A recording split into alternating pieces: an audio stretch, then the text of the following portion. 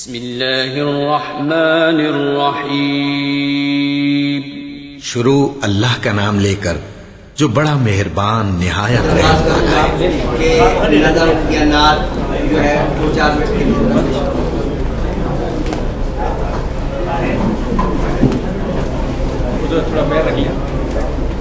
السلام علیکم ورحمۃ اللہ وبرکاتہ۔ میری زندگی کے مالک یہ سفر قبول کر لے، میری زندگی کے مالک، میری زندگی کے مالک یہ سفر قبول کر لے، میرا کارواں چلا ہے، میرا کارواں چلا ہے، تیرے گھر قبول کر لے، میرا کارواں چلا ہے۔ میں تیرے حضور لایا ہوں ندامتوں کے آنسو، میں تیرے حضور لایا، میں تیرے حضور لایا ہوں ندامتوں کے آنسو،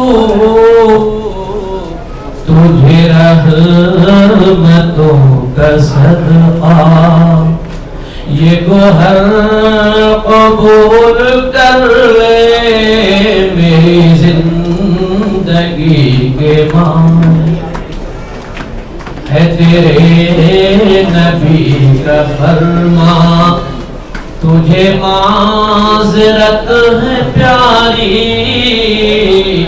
ہے تیرے نبی کا فرمان، ہے تیرے نبی کا فرمان،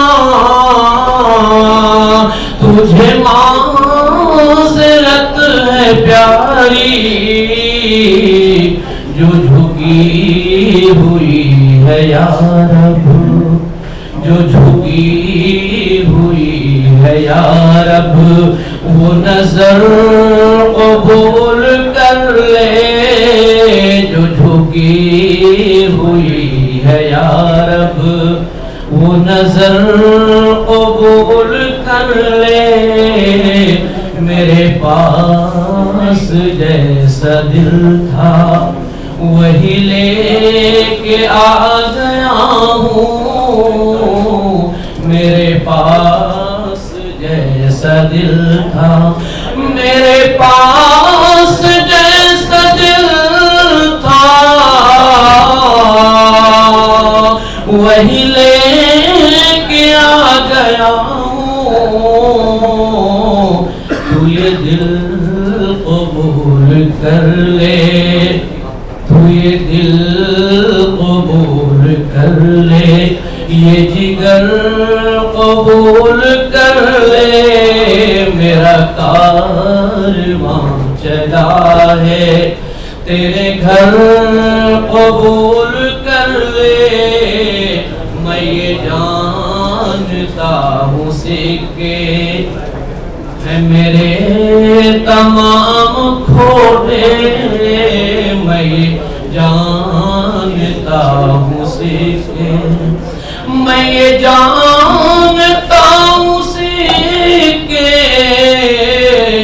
ہے میرے تمام کھوٹے، یہ کرم مزید ہوگا تو اگر قبول کر لے، یہ کرم مزید ہوگا، میرے پاس میرے عیبوں کے سوا تو کچھ نہیں ہے، میرے پاس میرے عیبوں، میرے پاس میرے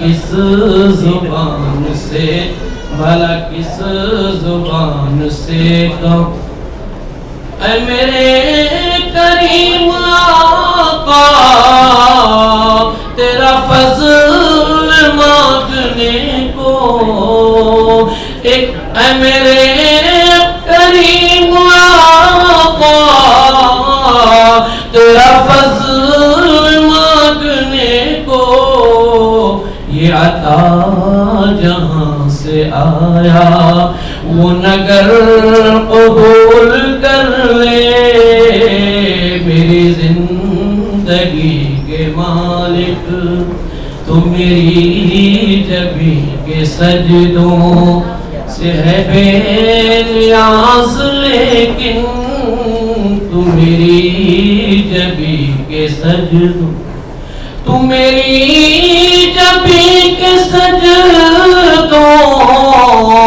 سے ہے بے نیاز، لیکن تیرا آستہ سلامت میرا سر قبول کر لے، میرا کارواں چلا ہے تیرے گھر قبول کر لے۔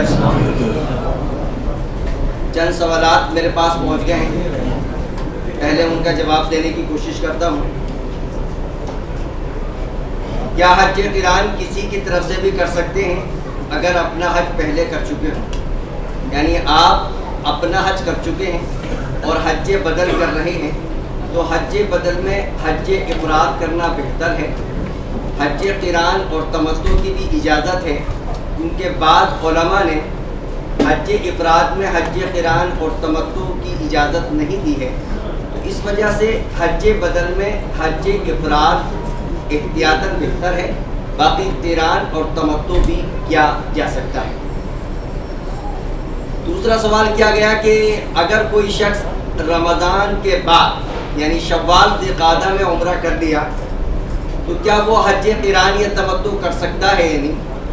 تقریباً پوری امت مسلمہ کا اتفاق ہے، حضرت عمر فاروق اور ان کے صاحبزادے حضرت عبداللہ ابن عمر رضی اللہ عنہما کا قول ہے کہ اگر کوئی شخص شوال یا ذی القعدہ میں عمرہ کیا اور اس کے بعد اپنے گھر واپس آ گیا، ریاض سے گیا ریاض واپس آ گیا، ہندوستان سے آیا اور ہندوستان واپس چلا گیا، قطر سے آیا اور قطر سے واپس چلا گیا، تو پھر حج کا اس عمرے سے کوئی تعلق؟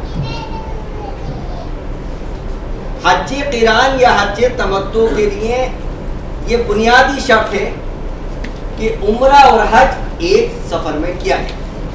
یعنی مثلا آپ ریاض کے رہنے والے ہیں، شوال میں آپ نے عمرہ کیا، واپس ریاض آ گئے، اب آپ حج کرنے کے لیے جا رہے ہیں تو جو چاہے حج کریں، یہ عمرہ آگے والے حج سے اس کا تعلق ختم ہو گیا۔ پوری امت مسلمہ کا اس پر اتفاق ہے، حضرت عمر فاروق اور حضرت عبداللہ ابن عمر رضی اللہ عنہما کے قول کے مطابق۔ حج قران کرنے والوں کے لیے طواف قدوم، طواف قدوم سنت ہے، حج تمتع والوں کے لیے تو نہیں۔ حج افراد کرنے والوں کے لیے ظاہر ہے وہ عمرہ تو نہیں کر رہے، مکہ جائیں گے تو ایک نفلی طواف کریں گے جو طواف قدوم ہے، سنت ہے۔ اسی طرح سے حج قران کے متعلق بھی علماء نے تحریر کیا ہے کہ آدمی عمرے کی ادائیگی کے بعد اگر طواف قدوم کرنا چاہے تو کر سکتا ہے، لیکن طواف قدوم کسی بھی حال میں فرض یا واجب نہیں ہے۔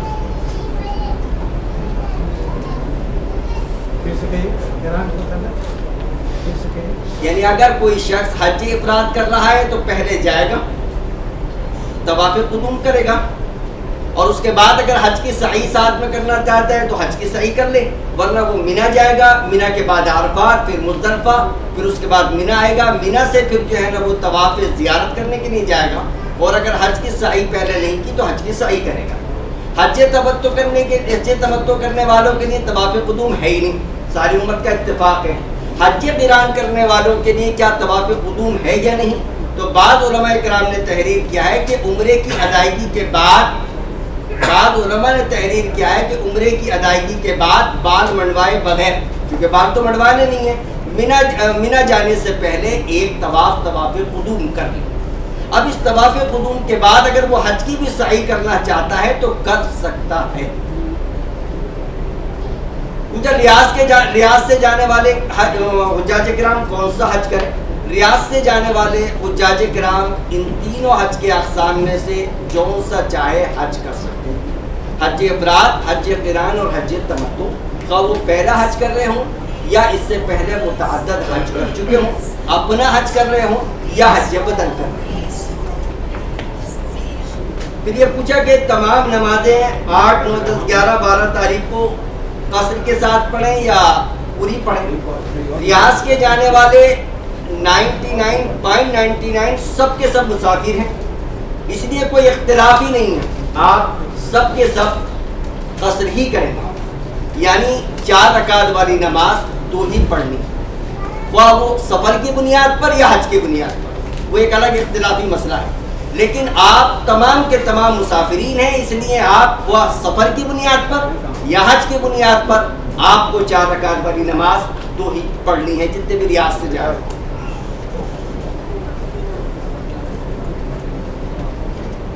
ایک سوال کیا گیا، اگر حج قران کا احرام باندھا اور سیدھے مینا چلے گئے، عمرے کا وقت نہیں ملا، تو بہت مسائل ہیں، اس لیے جب میقات پر پہنچیں تو اس بات کا اندازہ لگائیں کہ ہم حج قران کر سکتے ہیں یا نہیں۔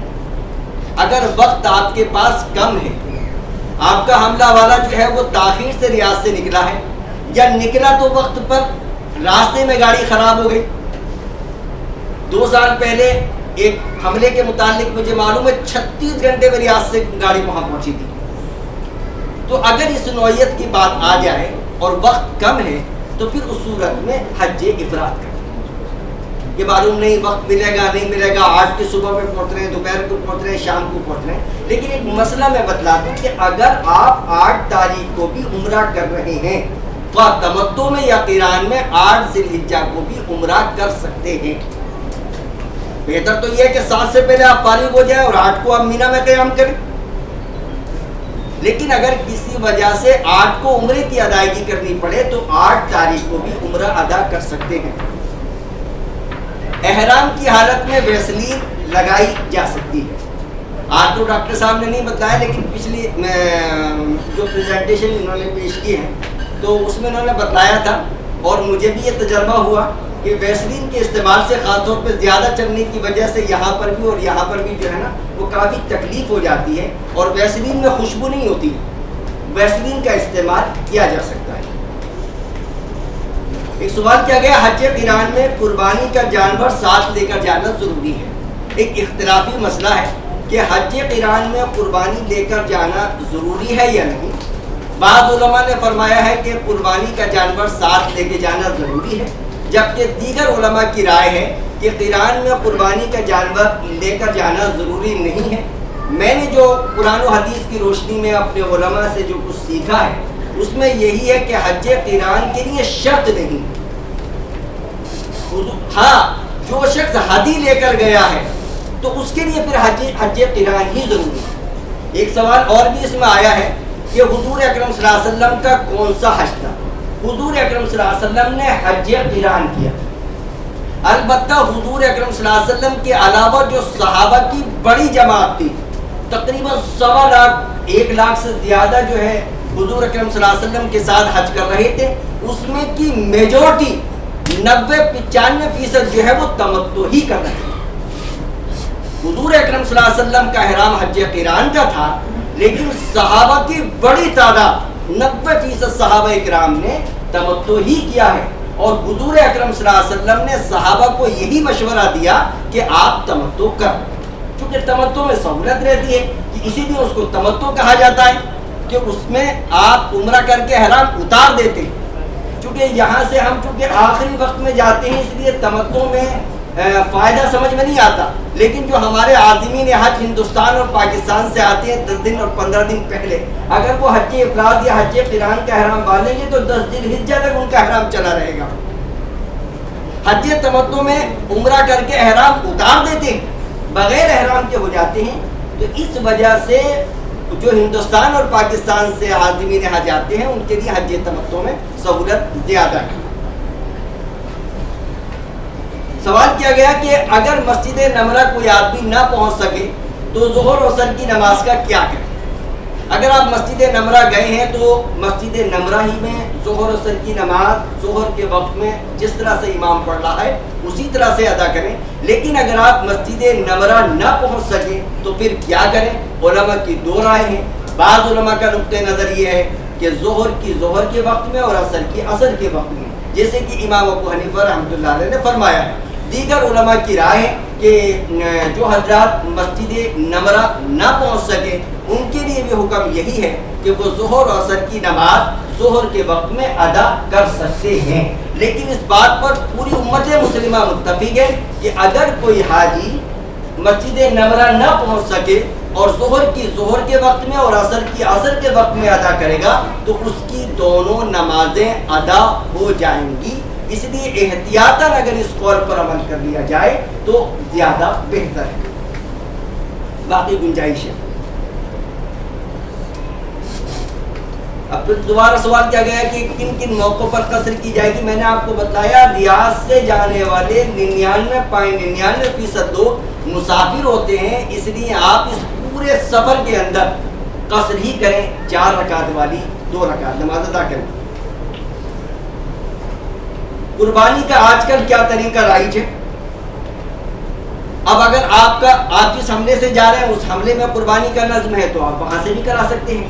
آپ کا کوئی دوست یا متعلق مکہ مکرمہ میں رہتا ہے اور وہ یہ کہہ رہا ہے کہ میں قربانی کر سکتا ہوں تو آپ اس کو بھی اپنا پیسہ دے سکتے ہیں. اور سعودی عرب کی حکومت کی زیر نگرانی جو یہاں قربانی کا نظم کیا جاتا ہے ٹوکن کی شکل میں، اب تک کا جو ہمارا تجربہ ہے اس سے یہی معلوم ہوا ہے انتہائی معتبر ذریعہ ہے. اس سے بھی آپ اپنی قربانی کرا سکتے ہیں. لیکن مسئلہ یہ آتا ہے کہ علماء احناف نے جو 10 ذی الحجہ کے 4 اعمال ہیں اس میں کتابوں میں تحریر ہے کہ ترتیب واجب ہے.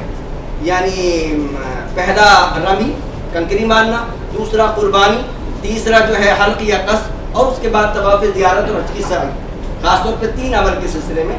لیکن دیگر علماء کی رائے اور امام ابو حنیفہ رحمۃ اللہ علیہ کے جو 2 مشہور و معروف شاگرد ہیں امام یوسف رحمۃ اللہ علیہ اور امام محمد رحمۃ اللہ علیہ کی بھی رائے یہی ہے کہ یہ ترتیب واجب نہیں ہے. حضور اکرم صلی اللہ علیہ وسلم نے ان اعمال کو ترتیب سے کیا، جیسے کہ مسلم کی روایت ہے کہ حضور اکرم صلی اللہ علیہ وسلم نے مزدلفہ سے مینا آ کر سب سے پہلے کنکریاں ماری، پھر اس کے بعد قربانی کی، پھر اس کے بعد حلق یا قصر حلق کیا، اور اس کے بعد طواف زیارت اور حج کی سعی کی. ترتیب یہی ہے.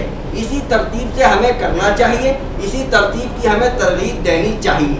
لیکن اگر کوئی شخص اس ترتیب کے خلاف کر لے تو انشاءاللہ العزیز دم واجب نہیں ہوگا. طواف کی نیت زبان سے کرنا ہے یا نہیں؟ ہمیشہ یاد رکھیے گا نیت کبھی بھی زبان سے شرط نہیں. نیت جو ہے دل کے ارادے کا نام ہے. نماز کی نیت ہو، حج کی نیت ہو یا روزے کی نیت ہو، اصل دل کا ارادہ ہے. دل کا ارادہ اصل ہے. اگر آپ زبان سے بھی کہہ رہے ہیں، خاص طور پہ حج کے متعلق حدیث میں وضاحت کے ساتھ آیا ہے کہ بھئی آپ کون سا حج کر رہے ہیں، حج افراد کر رہے ہیں، قران کر رہے ہیں، تمتع کر رہے ہیں. حج افراد کر رہے ہیں تو حج کی نیت کریں گے، قران کر رہے ہیں تو یہ نیت کریں گے کہ میں اسی احرام سے حج بھی کروں گا، عمرہ بھی کروں گا. اور اگر تمتع کر رہے ہیں تو آپ پہلے عمرے کی نیت کریں گے، بعد میں حج کی نیت کریں گے. سوال کیا گیا اگر عرفہ کے میدان میں خیمے میں مسجد نمرہ کے خطبے کی آواز آ رہی ہے اور وہاں تک امام کی آواز آ رہی ہے تو کیا عورتیں اس خیمے میں نماز پڑھ سکتی ہیں یا نہیں امام کے ساتھ؟ اگر صفوں کا سلسلہ مسجد نمرہ سے صفوں کا سلسلہ آپ کے خیمے تک جڑا ہوا ہے تب تو آپ بالکل نماز پڑھ سکتے ہیں یا پڑھ سکتی ہیں. لیکن اگر وہ سلسلہ بیچ میں منقطع ہو گیا ہے، بھئی عرفات کا میدان تو بہت بڑا ہے نا، مسجد نمرہ میں پہنچنے والے حاجیوں کی تعداد 40% بھی نہیں ہوتی. 40% بھی حاجی وہاں نہیں پہنچ پاتے. یہ بھی میں 40 زیادہ کہہ رہا ہوں. تو زیادہ تر حجاج کرام وہاں نہیں پہنچ پاتے. تو اگر وہاں پہنچنا آپ کا ممکن ہے یا آپ کا خیمہ مسجد نمرہ سے جڑا ہوا ہے اور مسجد نمرہ سے صفیں جڑ رہی ہیں تو آپ بالکل پڑھ سکتے ہیں. لیکن آپ کا خیمہ دور ہے, مسجد نمرہ نظر نہیں آ رہی, مسجد نمرہ کی آواز آ رہی یا نہیں آ رہی, لیکن مسجد نمرہ سے صفوں کا جڑا ہوا سلسلہ جڑا ہوا نہیں ہے, تو ساری امت متفق ہے کہ آپ پھر اپنی نماز اپنی پڑھیں گے, وہ جماعت کے ساتھ خیمے میں پڑھیں یا انفرادی پڑھیں.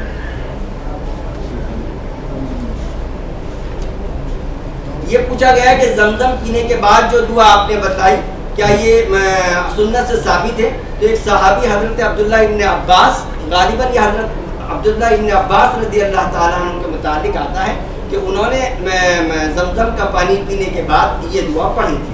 تو یہ دعا پڑھی جا سکتی ہے, لیکن یہی دعا پڑھنا ضروری نہیں ہے, آپ جو چاہے پڑھ سکتے ہیں اور پڑھنا بھی ضروری نہیں ہے.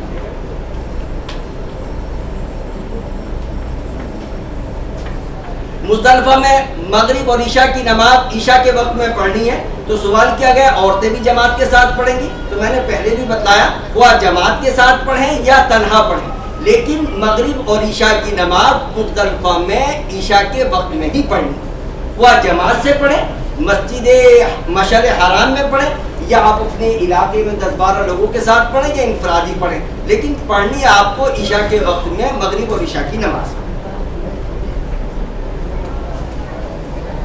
یہ پوچھ رہے ہیں کہ رمی کرنے کے بعد تلبیہ پڑھ سکتے ہیں یا نہیں, یعنی 10 تاریخ کو جب آپ نے پہلی کنکری ماری جمرے پر تو تلبیہ پڑھنا بند ہو گیا. جو تلبیہ حج کا ترانہ ہے, جو حج کا احرام باندھنے سے کے بعد سے ہم برابر پڑھ رہے تھے, وہ پہلی کنکری کے بعد بند ہو گیا. لیکن اگر کوئی شخص ترانہ یعنی لبیک اس کے بعد بھی پڑھ لے تو یہ ناجائز نہیں ہے, لیکن اب جو اس کا وقت ہے وہ ختم ہو. یہ پوچھا کیا پڑھ سکتے ہیں؟ اگر کوئی آدمی پڑھنا چاہے تو حرام تو نہیں ہے, لیکن جو اس کا سنت وقت ہے وہ پورا ہو گیا. احرام کی حالت میں خواتین کے چہرے کی پردے کی وضاحت فرما رہے. 2 چیزیں ہیں. ایک چیز تو یہ ہے کہ عورتوں کے لیے احرام یہ ہے کہ چہرہ کھلا رہے, دوسری طرف یہ بھی ہے کہ پردہ معاف نہیں ہوا ہے. جو پردے کا حکم تھا وہ معاف نہیں ہوا. اب آپ کہیں گے اس کی شکل کیا ہے؟ حضرت عائشہ رضی اللہ تعالی عنہ خود ہی اس کی وضاحت کر رہی ہیں کہ ہم جب جم غفیر کے سامنے آ جاتے تھے, لوگ سامنے ہو جاتے تھے, تو ہم اپنی نقاب کو جو بھی اس زمانے میں شکل تھی چادر کی وہ آگے بڑھا لیا کرتے تھے, چہرے کے آگے کر لیا کرتی تھی, اور جہاں مجمع سے نکلی تو وہ چہرے کو کھول لیا کرتی. تو درمیانی راستہ ہمیں اختیار کرنا چاہیے. نہ ہمیں اس بات کی شدت کرنی چاہیے کہ چہرہ شروع سے لے کے آخر تک کھلا ہی رہے, نہ ہمیں اس چیز کی شدت کرنی چاہیے کہ چہرہ بالکل نہ کھلے. درمیانی راستہ اختیار کرنا چاہیے. اگر کچھ وقت کے لیے چہرے پر نقاب لگی رہ گئی تب بھی انشاءاللہ العزیز کو دم نہیں ہے, اور اگر کچھ وقت کے لیے نقاب کھلی رہ گئی تب بھی انشاءاللہ العزیز کوئی دم نہیں. بچہ اگر حج کر رہا ہے تو اس کے اوپر نہ قربانی ضروری ہے نہ کوئی عمل ضروری ہے. بچہ جتنا عمل کر سکتا ہے کرے. اگر وہ حج قران یا تمتع بھی کر رہا ہے تو قربانی اس کے اوپر واجب نہیں ہے.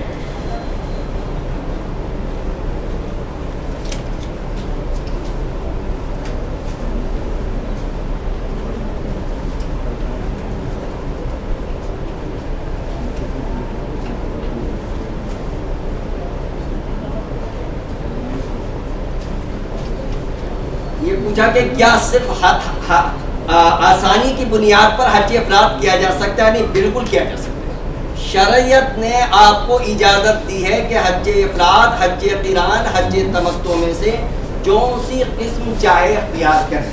اب آپ کہیں کہ میں اپنی سہولت کے لیے حج افراد کرنا چاہ رہا ہوں, بالکل اس کی اجازت ہے. وہ آپ پہلا حج فریضہ ادا کر رہے ہیں. حج افراد پہلا حج بھی فریضہ حج بھی کیا جا سکتا ہے, وہ یہی جذبہ ہو کہ مجھے ذرا اس میں سہولت ملے.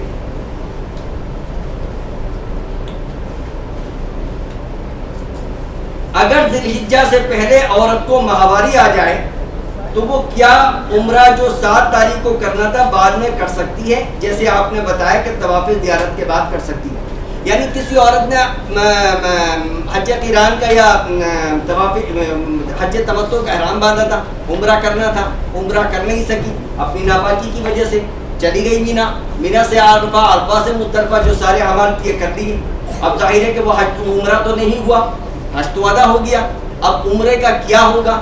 تو کیا اس کے اوپر قضا واجب ہے یا نہیں؟ علماء کی دونوں رائے ہیں. بعض لوگوں نے فرمایا قضا واجب نہیں ہے، اور بعض لوگوں کی رائے قضا واجب ہے. احتیاطاً اگر قضا کر لیں تو کوئی حرج نہیں. بات واضح ہو گئی. یعنی اگر کسی عورت نے حج قران یا حج تمتع کا احرام باندھا اور ناپاکی کی وجہ سے عمرہ نہیں کر سکی، حج ادا ہو جائے گا. عمرے کی قضا واجب ہے یا نہیں؟ علماء کی رائے دو رائے ہیں. بعض علماء نے واجب کہا ہے، بعض علماء نے کہا حج ادا ہو گیا. لیکن اگر کوئی عورت احتیاطاً قضا کر لے تو گنجائش موجود ہے. حضرت عائشہ رضی اللہ تعالیٰ عنہ نے جب احرام باندھا تھا تو آپ کو پیریڈ آ گیا تھا، آپ جو ہے رونے لگی. حضور اکرم صلی اللہ علیہ وسلم خیمے میں پہنچے تو حضرت عائشہ رو رہی تھی. حضور نے کہا میں سمجھ گیا کہ آپ کے وہ ایام شروع ہو گئے. تو حضرت عائشہ نے کہا جی ہاں. تو حضور اکرم صلی اللہ علیہ وسلم نے کہا اس میں رونے کی کیا بات ہے، یہ تو وہ چیز ہے جو اللہ تعالیٰ نے آدم کی ساری بیٹیوں کے لیے لازم کر دیا، کوئی حرج نہیں. سارے اعمال کرتی رہو جو حاجی کر رہے ہیں، سوائے طواف نہیں کرنا. چنانچہ آپ نے سارے اعمال کر لیے. اور اس کے بعد حضور سے انہوں نے کہا کہ میرا عمرہ رہ گیا، میں عمرہ کرنا چاہتی ہوں. حضور اکرم صلی اللہ علیہ وسلم نے ان کے بھائی حضرت عبد الرحمن کو کہا کہ مسجد تنعیم جاؤ، جو حلم میں سب سے زیادہ قریب جگہ ہے، وہاں سے ان کو احرام بنوا دو اور عمرہ کریں. تو اگر کسی عورت کا اس نوعیت سے عمرہ رہ جائے تو وہ عمرے کی قضا کرنی چاہے تو کر سکتی ہے، بلکہ بعض علماء نے کہا ہے کہ کرنی چاہیے. یہ سوال کیا گیا کہ اگر عرفہ کا دن جمعہ کو پڑ رہا ہے تو کیا اس کی کوئی خصوصی فضیلت ہے یا نہیں؟ عوام میں اس کو کہا جاتا ہے حج اکبر. قرآن و حدیث کی روشنی میں اس کی کوئی دلیل نہیں. البتہ یہ بات طے ہے کہ چونکہ عرفہ کا دن جمعہ کا شامل ہوا ہے تو کچھ نہ کچھ فضیلت تو بڑھ سکتی ہے، لیکن اس کو حج اکبر کا نام دینا یہ قرآن و حدیث میں کہیں نہیں ملتا. یہ صرف ہمارے ہندوستان اور پاکستان کے کلچر سے یہ چیز آئی ہے. اس کو حج اکبر کہا جاتا ہے. ہر حج حج اکبر ہوتا ہے، ہر حج حج اکبر ہوتا ہے. حضور اکرم صلی اللہ علیہ وسلم نے مکہ مکرمہ میں جب تھے متعدد آپ نے حج کیے، لیکن مدینہ منورہ سے آپ نے ایک ہی حج کیا ہے جس کو حجۃ الوداع کہا جاتا ہے.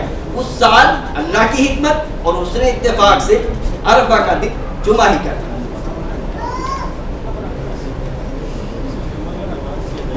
جمعہ نہیں ہوگی، عرفات میں ظہر پڑھنی ہے. جمعہ نہیں ہے، ظہر ہی پڑھنی ہے. امام صاحب بھی وہاں ظہر ہی پڑھائیں گے، آپ بھی ظہر ہی پڑھیں گے. بات واضح ہو گئی نہیں؟ عرفات میں آپ کو ظہر ہی پڑھنی ہے. اگر داڑھی کے بال ٹوٹتے ہوں تو کیا احرام کی حالت میں داڑھی میں خلال کیا جا سکتا ہے؟ دیکھیے اگر وضو کرتے وقت کچھ بال خود بخود گر جاتے ہیں تو اس سے دم وغیرہ واجب نہیں ہوتا. احتیاط تو کرنی چاہیے، لیکن خود بخود اگر بال گر رہے ہیں تو اس سے دم واجب نہیں ہوتا. احتیاط کرنی چاہیے، لیکن اگر خود بخود بال گر رہے ہیں تو اس سے دم واجب نہیں ہوتا ہے. کچھ سوالات ریپیٹ ہو رہے ہیں اس لیے میں اس کو آگے پیچھے کر رہا ہوں. ایام تشریق 9 ذی الحجہ سے 13 ذی الحجہ تک تکبیرات حج کے لیے بھی ضروری ہیں. دیکھیے تکبیرات جو ہیں ضروری تو کسی کے لیے بھی نہیں ہے. اللہ اکبر لا الہ الا اللہ واللہ اکبر وللہ الحمد، یہ تکبیرات واجب تو نہیں ہے، سنت. تو ظاہر ہے جس طرح سے ہمارے لیے ہے، حاجی بھی جو ہے اس تکبیر کو بار بار پڑھ سکتا ہے. اور خاص طور پہ جب وہ 10 تاریخ کو قربانی وغیرہ سے فارغ ہو گیا، حج کا ترانہ تو اس کو ختم ہو گیا، تو وہ اس تکبیر کو بار بار پڑھ سکتا ہے اور پڑھنا چاہیے.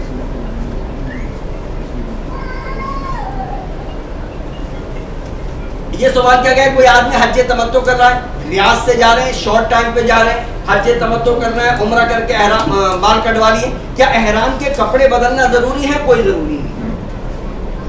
یعنی آپ حج تمتع کر رہے ہیں، آپ نے عمرہ کیا، بال کٹوا دیے، اب وہ جو احرام کے کپڑے تھے بعض لوگوں میں کہا جاتا ہے اس کی چادر پلٹ دو. کوئی اس کی کوئی لاجک نہیں ہے، یا ہمارے کلچر میں چیز مشہور ہو گئی ہے. آپ اس احرام کے کپڑے جو پہنے ہوئے ہیں، بال تو کٹوا لیے، اسی احرام کے کپڑے میں حج کی نیت کر سکتے ہیں. بات واضح ہے. آپ نے حج تمتع کا احرام باندھا، عمرہ کر لیا، طواف کر لیے، بال کٹوا دیے. اب آپ اسی احرام کے کپڑوں میں اگر حج کی نیت کرنا چاہیں تو بالکل کر سکتے ہیں. دوسرا احرام باندھنا ضروری نہیں ہے. کیا حج قران اور حج تمتع میں کوئی افضلیت ہے؟ میں نے آپ کو بتلایا کہ بھئی حج افراد، حج قران اور حج تمتع میں آپ کو جس میں سہولت ہو وہ کرنا. کون سا افضل ہے؟ علماء میں اختلاف ہے، جس کا حل نہ آج تک ہوا ہے نہ بظاہر ہوگا. اس لیے جس میں آپ کو سہولت ہو، حج قران، حج تمتع اور حج افراد، اس کو کر لو. البتہ یہ ہے کہ چونکہ حج قران اور تمتع میں حج افراد کے مقابلے میں اعمال زیادہ ہیں، اس وجہ سے تقریباً پوری امت کا اتفاق ہے کہ حج قران اور تمتع افراد کے مقابلے میں افضل ہیں. البتہ حج تمتع میں خاص طور پہ جو ہندوستان پاکستان سے حاجی آتے ہیں ان کے لیے سہولت رہتی ہے.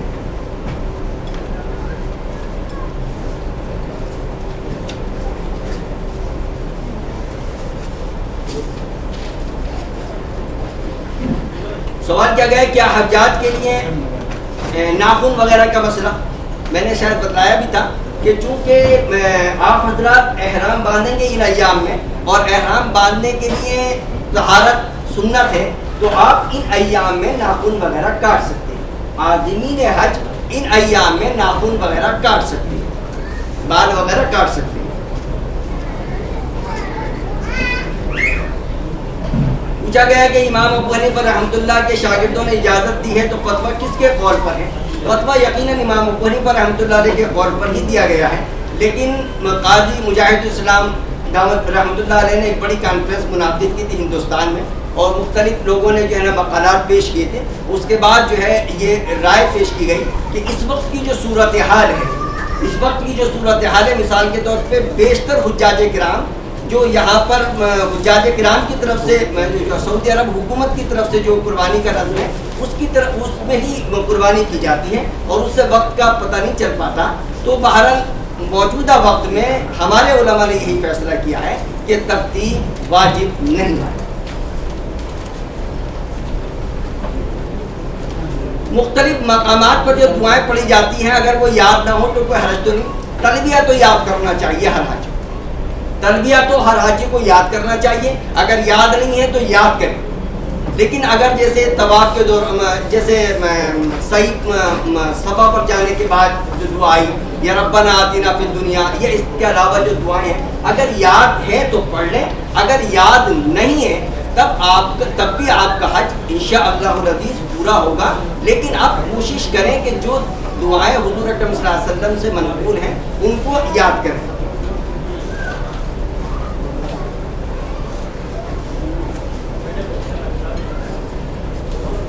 پوچھا گیا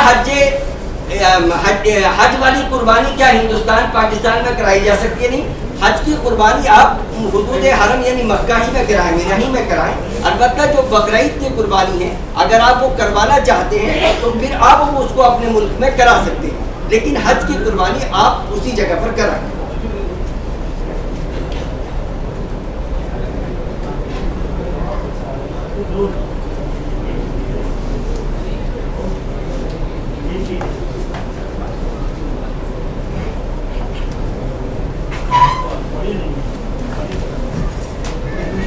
اگر کوئی شخص حج افراد کر رہا ہے تو قربانی واجب تو نہیں ہے، قربانی سنت ہے، مستحب کر سکتا ہے. تو پوچھا کہ قربانی کی ترتیب، تو جیسے میں نے بتا دیا کہ حج قران اور تمتع میں بھی گنجائش موجود ہے، تو ظاہر ہے کہ حج افراد میں تو اس سے زیادہ گنجائش ہے.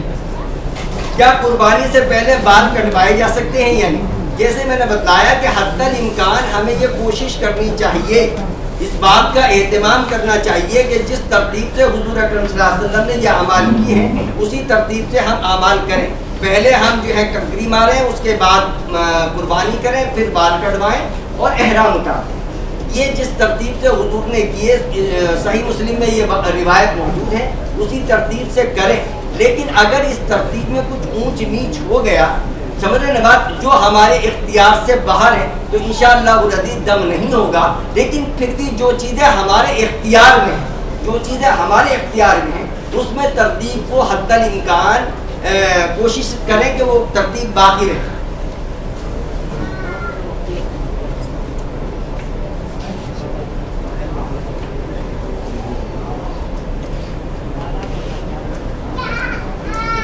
جیسے میں نے آپ کو بتایا کہ اگر کوئی شخص شوال میں عمرہ کیا اور اس کے بعد حج قران یا تمتع کرنا چاہتا ہے اور وہ واپس آ گیا تھا عمرہ کر کے شوال میں، تو اس عمرے کا تعلق حج سے ختم ہو جاتا ہے۔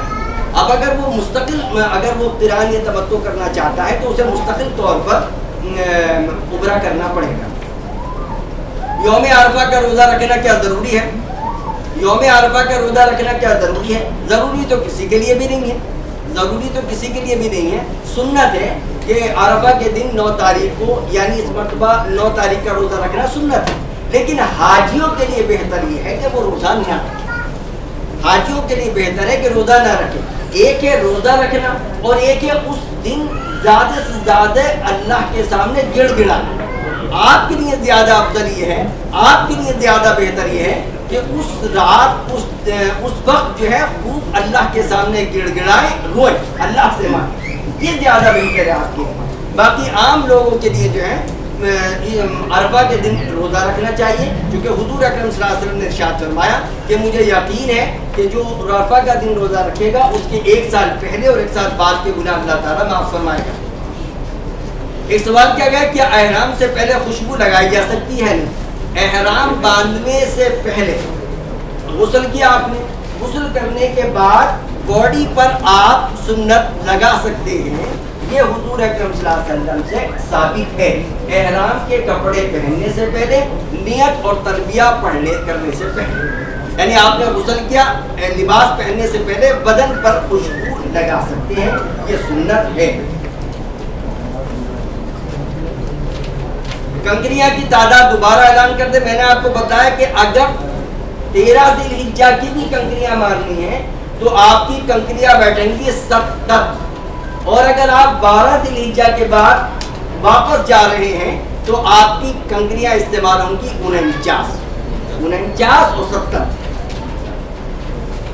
مینا میں اگر خیمہ نہیں ملا، مزدلفہ میں خیمہ ملا، جس کو آج کل عرف عام میں ایکسٹینڈڈ مینا بولتے ہیں، حالانکہ کبھی بھی مینا ایکسٹینڈ نہیں ہو سکتا، سمجھ رہے ہیں بات، اس کی حدود متعین کر دی گئی ہیں، لیکن خلاصہ کلام یہ ہے کہ اگر کسی شخص کو مینا میں خیمہ نہیں ملا اور مزدلفہ میں خیمہ ملا ہے تو وہ مزدلفہ میں رات گزار سکتا ہے۔ حج تمتع میں کیا پورا بال منڈوانا ضروری ہے؟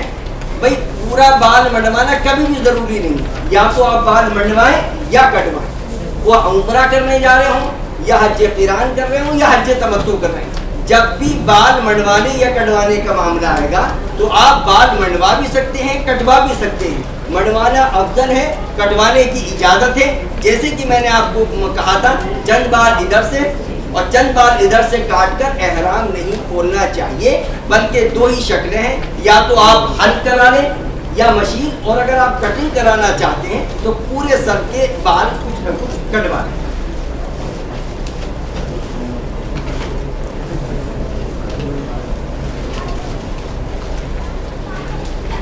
جس میں کسی قسم کی کریم لگائی جا سکتی ہے نہیں، میں نے آپ کو بتایا تھا ایسی کریم جس میں خوشبو نہیں ہے، جیسی ویسلین، اس طرح کی کریم میں جیسے ویسلین ہے یہ لگائی جا سکتی ہے، لیکن اگر کریم میں خوشبو ہے تو اس سے بچنا چاہیے۔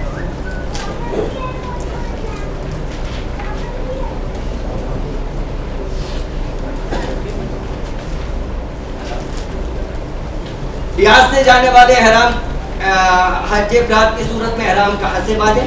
حج افراد کریں، قران کریں، تمتع کریں۔ ریاض سے جانے والے لوگ اگر طائف کی طرف سے جا رہے ہیں تو ان کو السیل الکبیر پر ہی احرام باندھنا ہوگا۔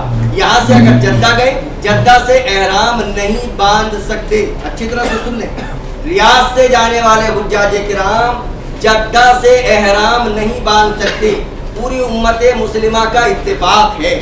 اگر آپ ریاض سے حج کرنے کے لیے، عمرہ کرنے کے لیے جا رہے ہیں تو آپ کو ہر حال میں السیل الکبیر سے ہی احرام باندھنا ہوگا۔ 8 تاریخ اور 9 کو نہانا اور احرام بدلنا ٹھیک ہے، غسل آپ کر سکتے ہیں، 8 کو کریں، 9 کو کریں، کوئی مسئلہ نہیں ہے، آپ احرام کی حالت میں بالکل غسل کر سکتے ہیں، اس میں کوئی مسئلہ نہیں ہے۔ احرام کی چادریں بدل بھی سکتے ہیں، دوسری بدلیں، تیسری بدلیں، اس میں کوئی مسئلہ نہیں ہے۔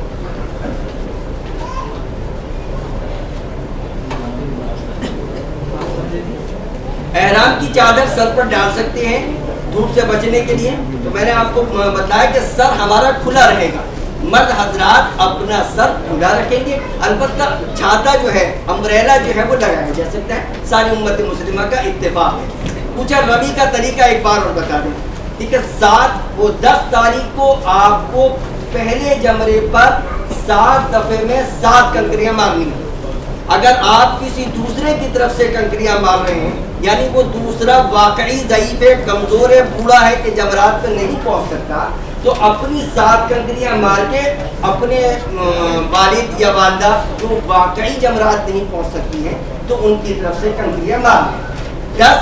11 اور 12 13 کو کنکریاں مارنے کا طریقہ یہ ہے کہ پہلے جمرے پر 7 دفعے میں 7 کنکریاں ماریں، اور اس کے بعد دائیں یا بائیں جانب ہو کر اور قبلے کی طرف رک کر کے دعائیں کریں۔ اس کے بعد دوسرے جمرے پر کنکریاں ماریں اور دائیں یا بائیں جانب ہو کر قبلہ رک ہو کر دعائیں کریں، اور اس کے بعد آخری جمرے پر کنکریاں مار کر بغیر دعا کے چلے جائیں۔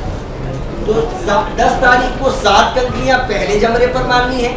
11 12 13 ذی الحجہ کو 13 ذی الحجہ کی کنکریاں اختیاری ہیں، لیکن 11 12 13 ذی الحجہ کی کنکریاں 21 21 ہوں گی اور زوال آفتاب کے بعد ہی مار سکتے ہیں، ظہر کی اذان سے پہلے نہیں مار سکتے۔ چاروں دن اگر آپ مغرب تک کنکریاں نہیں مار سکے تو مغرب تک کے بعد بھی کنکریاں مار سکتے ہیں۔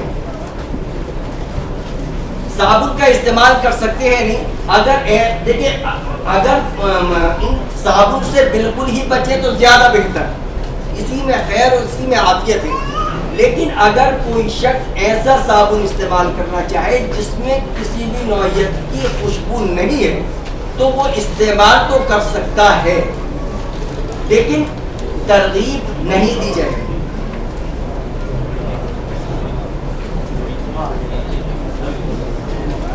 وقوف مزدلفہ نہ ہوا تو کیا حکم ہے؟ یعنی 10 تاریخ کی رات، 9 تاریخ آپ نے عرفات میں گزاری، عرفات کے بعد مزدلفہ آئے، رات گزاری، رات گزارنے کے بعد صبح آپ نے مزدلفہ میں نماز پڑھی اور اس کے بعد کھڑے ہو کر دعائیں مانگی، یہ وقوف مزدلفہ کہا جاتا ہے۔ لیکن اگر کوئی آدمی مزدلفہ سے نکل کر بھی چلا گیا فجر کے وقت میں تو وہ جو وقوف مزدلفہ کا جو وجوب ہے وہ ادا ہو جائے گا۔ لیکن اگر کوئی شخص عرفات سے براہ راست بنا چلا گیا اور مزدلفہ گیا ہی نہیں تو اس کا ایک واجب ترک ہو جائے گا، اس کو ایک دم دینا ہوگا۔ ہمیشہ یاد رکھیے گا کہ دم کوئی آپ کے لیے سزا نہیں ہے، بلکہ یہ بھی اللہ کا ایک حکم ہے۔ اگر کسی وجہ سے دم واجب ہو جائے تو ہمارا اس سے دم نہیں نکلنا چاہیے، بلکہ اس پر بھی اللہ تعالیٰ اجر و ثواب دے گا۔ قصداً ایسا عمل نہ کریں جس سے ہمارے اوپر جو ہے دم واجب ہو، پھر اس کے بعد جو ہے ہماری محترمہ جو ہے 350 ریال کا لان تان کریں اور مسائل پیدا ہوں۔ تو اس وجہ سے ہمیں کوئی عمل ایسا نہیں کرنا چاہیے کہ جس سے دم واجب ہو۔ لیکن اگر کسی عمل کی وجہ سے دم واجب ہو گیا تو گھبرانے کی ضرورت نہیں ہے۔ اس وقت اگر آپ کی جیب میں پیسے نہیں ہیں تو علماء کا فیصلہ سن لیجیے قرآن و حدیث کی روشنی میں۔ زندگی میں دم کبھی بھی دیا جا سکتا ہے، لیکن دم حدود حرم یعنی مکہ مکرمہ ہی کے اگر کسی وجہ سے دم واجب ہو گیا تو پھر جیب کو تلاش کرنے کی ضرورت نہیں ہے، اس وقت دے دیں تو اچھا ہے، لیکن بعد میں بھی دے سکتے ہیں۔ اس کا گوشت نہ آپ کو کھانا نہ آپ کے رشتہ داروں کو کھانا، بلکہ اس کا گوشت غربا کے ہی لیے تقسیم کیا جائے گا۔ مکہ مکرمہ میں مختلف ادارے ہیں، حکومت کے بھی ہیں، پرائیویٹ بھی ہیں۔ اس ادارے میں جب آپ قربانی کے پیسے جمع کریں گے تو اس میں ایک کالم دم کی بھی ہوتی ہے۔ آپ کہیں گے یہ دم والا ہے تو وہ اس صورت میں جو ہے وہ اس کا گوشت جو ہے وہ غربا کے لیے جو ہے وہ تقسیم کیا جائے گا۔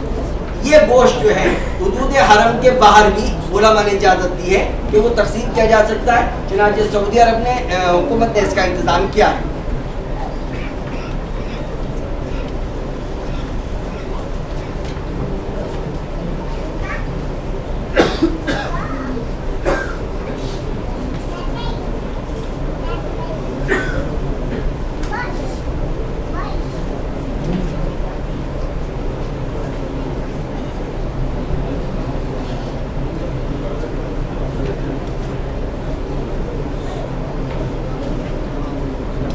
کے دوران سنتیں اور نفل پڑھ سکتے ہیں؟ بھائی ہمیں پڑھنا ہی چاہیے، کرنا کیا ہے اس کے علاوہ؟ بھائی آپ جو ہیں فارغ ہیں تو سنتیں اور نفل بھی پڑھیں اور ذکر بھی کریں اور قرآن کی تلاوت بھی کریں اور دعائیں بھی کریں، کرنا کیا ہے اس کے علاوہ؟ عام طور پہ جو ہے اس وقت جو نظام ہے حکومت کا، تو آپ کو کھانا پکا ہوا ملنا ہے، ناشتہ تیار ملنا ہے، ہر طرح کی بریانی سریانی سارے حملے والے دیتے ہیں، آپ کو کچھ کرنا ہی نہیں، تو اس کے علاوہ کریں گے کیا؟ بھائی فرض پڑھ کے خالی کوئی بیٹھنا ہے؟ آپ کو اگر پڑھ سکتے ہیں تو سنتیں بھی پڑھنی چاہیے، نفل بھی پڑھنی چاہیے، قرآن کی تلاوت بھی کرنی چاہیے، ذکر بھی کرنا چاہیے، اللہ سے مانگنا بھی چاہیے۔ آپ پکنک کے لیے کوئی جا رہے ہیں کیا جو ہے نا وہ پکا پکایا کھائے جاؤ اور اس کے بعد جو ہے نا باتھ روم میں جا کے نکالے جاؤ؟ نہیں، بلکہ جو ہے آپ اپنا وقت زیادہ سے زیادہ عبادت میں لگائیں، نماز اور اس کے علاوہ جو ہے وہ ذکر و اذکار، تلاوت، ان سارے اعمال میں اپنا وقت زیادہ سے زیادہ لگائیں۔ اگر کسی عورت کو پیریڈ شروع ہو جائے تو بالکل عرفات جا سکتی ہے۔ میں نے آپ کو بتایا حضرت عائشہ رضی اللہ تعالی عنہ نے جو حج کیا تھا حضور کے ساتھ حجۃ الوداع میں، آپ کو بھی پیریڈ آیا تھا، آپ نے یہی کہا تھا، حضور اکرم صلی اللہ علیہ وسلم نے سارے اعمال کرتی رہو جیسے حاجی کر رہے ہیں، سوائے طواف نہیں کرنا۔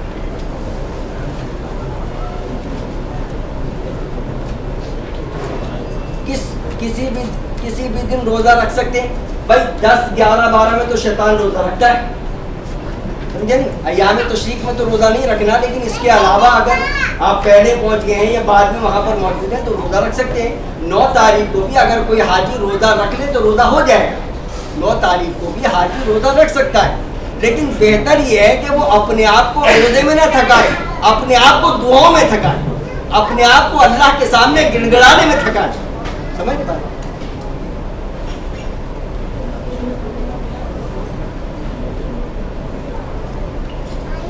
عرفات میں سامان کیا لے جانا چاہیے؟ بھائی آج کل جو نظام ہے، اگر آپ تسریح کے ساتھ جا رہے ہیں تو وہاں پر آپ کو خیمہ بھی ملے گا، کھانا بھی آپ کو ملے گا۔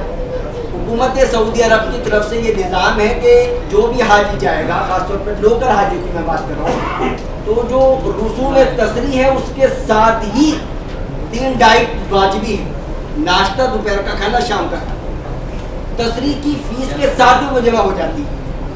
تو اب اگر کچھ سامان لے کے جانا چاہ رہے ہیں تو لے جائیں، بہرحال میں تو یہ کہوں گا کہ وہاں کھانا وغیرہ سب کا انتظام ہوتا ہی ہے، تو اس لیے نہ لے کے جائیں تو بہتر ہے۔ جتنا زیادہ سامان لے کے جائیں گے، مینا سے عرفات یا مزدلفہ، ظاہر ہے آپ کو زیادہ زحمت ہوگی۔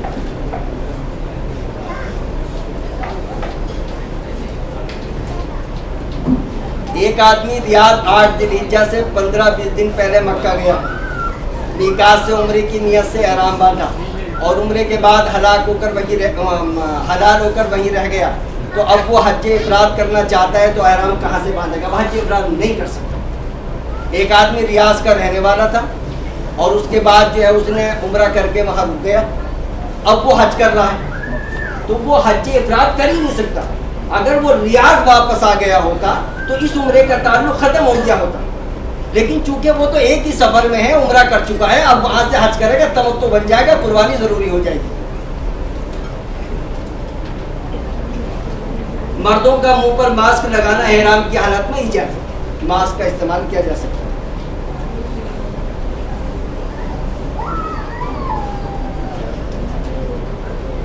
حج تمتع یا حج قران عمرے کے طواف کے دوران ماہواری آ جائے تو باقی ماندہ چکر کیسے پورے کریں؟ طواف کو روک دے، مسجد حرام سے باہر نکل جائے، انتظار کرے یہاں تک کہ پاک ہو جائے۔ جب تک پاک نہیں ہوگی، اب مثال کے طور پہ عمرے کے لیے گئی ہے اور اس کے بعد جو ہے نا وہ طواف سے فراغت سے پہلے جو ہے پیریڈ آ گیا، اب ہر حال میں اس کو عمرے کی ادائیگی کرنی ہوگی۔ اب اگر کوئی عورت واپس آ رہی ہے، جیسے کہ عموماً یہاں مجبوریاں ہوتی ہیں کہ جس بس سے جا رہی ہیں اسی بس سے لوٹ کر بھی آنا ہے، میاں کو جو ہے نا وہ ڈیوٹی کرنی ہے، بڑے مسائل پیدا ہوں گے، سمجھتے ہیں نا بات؟ تو ایسی حالت میں اگر کوئی عورت واپس آ گئی تو اس کا احرام باقی رہے گا اور اس کا احرام ٹوٹ نہیں سکتا، اس کو عمرے کی ادائیگی ہر حال میں پوری کرنی ہوگی۔ جائے گی دوسرے ہفتے، جب پیریڈ پورا ختم ہو جائے گا اس وقت تک جو احرام کی پابندی ہے وہ نافذ رہیں گی اور اس کے بعد پہلی فرصت میں جا کر عمرے کی ادائیگی پوری کریں۔ حج کے سلسلے میں آپ کو بتا چکا ہوں، طواف زیارت کسی بھی حال میں ناپاکی کے ایام میں نہیں کیا جا سکتا۔ طواف ودا تو معاف ہو جاتا ہے، ناپاکی اگر شروع ہو گئی تو وداعی طواف معاف ہو جاتا ہے۔ آپ جتنے حضرات ریاض سے جا رہے ہیں بغیر طواف ودا کے واپس مت آئیے گا، طواف ودا آپ سب کے لیے ضروری ہے۔ لیکن اگر کوئی عورت وداعی طواف کے وقت میں اس کو ناپاکی کا ایام شروع ہو جائے تو وہ بغیر طواف ودا کے آ سکتی ہے، لیکن طواف زیارت کے بغیر عورت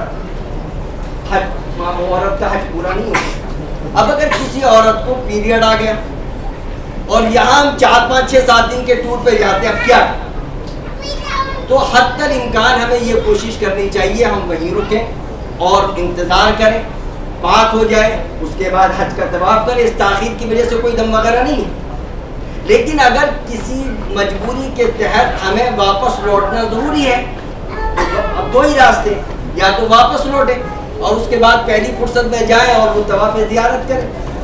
لیکن اگر کسی وجہ سے کوئی عورت دوبارہ واپس نہیں آ سکتی، مثال کے طور پہ ہندوستان سے آئی ہے، مثال کے طور پہ امریکہ سے آئی ہے اور 13 تاریخ کی اس کی واپسی ہے، ایسے بھی حجاج کرام ہیں جن کی پہلی فلائٹ سے واپسی ہوتی ہے، اب کیا کریں ایسی صورت میں؟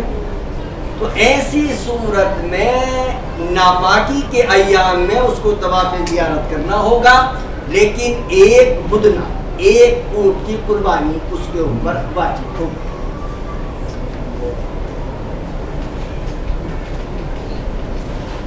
کچھ سوال اس میں میرے رہ گئے ہوں تو مجھے پتہ نہیں، بہرحال کچھ سوال اگر کرنا چاہیں تو کر لیں، ویسے ٹائم تو ہو گیا۔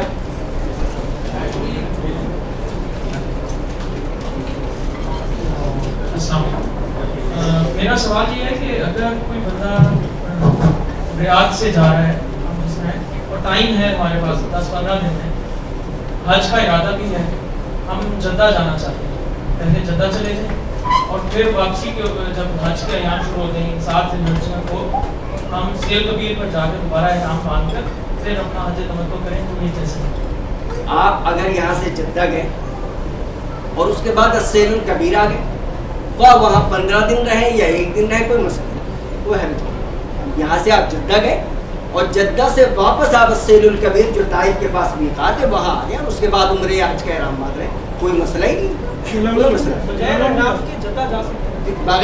کے آپ جدہ جا سکتے ہیں، بغیر احرام کے آپ ریاض سے جدہ جا سکتے ہیں، کوئی مسئلہ نہیں۔ لیکن آپ یہاں سے جدہ گئے، کام وام سے فارغ ہو گئے، جو بھی آپ کو کام تھا، جو بھی رشتہ دار سے ملنا تھا، اب آپ جو ہے جدہ سے احرام نہیں باندھ سکتے، آپ جدہ سے احرام نہیں باندھ سکتے، آپ کو میقات پہ آنا ہوگا۔ مثال کے طور پہ السیل الکبیر میقات پہ آئیں، احرام باندھیں، چلے جائیں مکہ، کوئی مسئلہ نہیں، وہ آپ 1 دن قیام کیے، 15 دن قیام کیے، کوئی مسئلہ نہیں، اور وقت کا میں جلدی پڑتی ہے۔ میں پوچھنا چاہ رہا تھا، جب ہم حج تمتع کرتے ہیں دوسری وقت جب ہم احرام پہنتے ہیں تو ہمیں میقات میں جا کے واپس پہننا ہے یا پھر ہم اپنے مینے سے پہن کے، یعنی ایک آدمی حج تمتع کر رہا ہے، عمرے کا احرام تو ظاہر اپنی میقات سے باندھ کے وہ گیا، عمرہ کر لیا، اب اس کے بعد حج کا احرام باندھ رہا ہے تو حج کا احرام مکہ میں کسی بھی جگہ سے باندھ سکتا ہے، اور اگر وہ مینا میں اپنے خیمے میں بھی باندھنا چاہے تو باندھ تو سکتا ہے، لیکن اصولی اعتبار سے اس آدمی کو مکہ میں احرام باندھ کے مینا آنا چاہیے۔ لیکن چونکہ آج کل حملے والوں کی ترتیب اس نوعیت کی ہے کہ وہ یہاں سے لے جاتے ہیں اور اس کے بعد واپس خیموں میں لے کے آ جاتے ہیں اور پھر وہاں سے خیمے سے ہی احرام باندھ دیتے ہیں، تو انشاءاللہ العزیز کوئی حرج نہیں ہے، دم وغیرہ واجب نہیں ہوگا، لیکن اصولی اعتبار سے یہ ہے کہ آپ عمرہ کر لیں، اس کے بعد مکے ہی سے احرام باندھ کر مینا جائیں۔ جو 10 تاریخ کو جو حج کا جو احرام ہے وہ ہم کس وقت اتار سکتے ہیں؟ جو 10 تاریخ کا جو حج کا احرام ہے وہ ہم کس وقت اتار سکتے ہیں؟ مطلب بھائی آپ نے جو ہے کنکری مار لی، کنکری مارنے کے بعد قربانی کر لی، قربانی کرنے کے بعد بال کٹوا لیے، وہاں احرام اتار دیجیے۔ اب اگر یہ تینوں عمل آپ کے 1 گھنٹے میں ہو گئے تو آپ یہ اتار سکتے ہیں۔ اب مسئلہ یہ ہے، ایک تو یہ ہے کہ ہم پہلے سے اپنے آپ کو تیار کریں، پہلے سے ہمیں اس بات کے لیے تیار نہیں کرنا کہ ہم جو چاہے پہلے کریں جو چاہے بعد میں کریں، ہمیں پہلے سے اپنے آپ کو اسی بات پہ تیار کرنا ہے کہ ہم یہ کام ترتیب سے کریں، جیسے کہ حضور نے ان کاموں کو ترتیب سے کیا ہے۔ حضور اکرم صلی اللہ علیہ وسلم نے جس ترتیب سے کیا ہے، جس ترتیب سے 1.25 لاکھ حجاج میں سے 98% نے کیا ہے، سمجھ رہے نا بات. لیکن اگر خدا نہ خواستہ ہمارا کوئی عمل آگے پیچھے ہو گیا تو انشاءاللہ العزیز کوئی حرج نہیں، لیکن قصداً پہلے سے ہم یہ پلاننگ کر لیں یہ مناسب نہیں. جو حج کا جو ہے احرام طواف اور صحیح کے بعد اگر اتارا جائے تو وہ بہتر ہے. نہیں حج اصولی اعتبار سے کنکری ماری، قربانی کر لی، بال کٹوا لیے، احرام اتار لیے. احرام اتار کے طواف زیارت اور حج کی صحیح کر لی. یعنی سنت طریقہ یہ ہے کہ ہمارا حج کا طواف اور حج کی سعی بغیر احرام کے ہو.